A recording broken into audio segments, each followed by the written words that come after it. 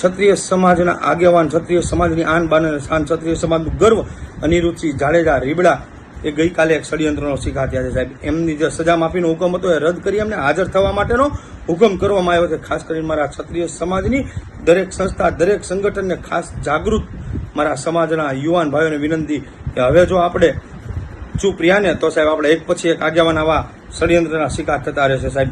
આ સમાજને જ્યારે પણ જરૂર પડી ને ત્યારે સાહેબ રીબડા પરિવાર રાત્રે 2 વાગે સમાજની સાથે ઉભો રહ્યો છે અને આજે સમાજે એમને સાથે ઉભા રહેવાની આ સમાજની ફરજ છે સાહેબ. જે લેભાગુ આગેવાનો માત્ર સ્ટેજ પૂરતા જ દેખાય છે એ આગેવાનો કાન ખોલીને સાંભળી લીધો. સમાજના આવા પ્રશ્નોમાં જો તમે ગ્રાઉન્ડ ઉપર નહીં આવો ને તો સાહેબ હવે ક્ષત્રિય સમાજનો જાગૃત યુવાન તમારું જાહેરમાં અપમાન કરતા પણ અચકાશે નહીં.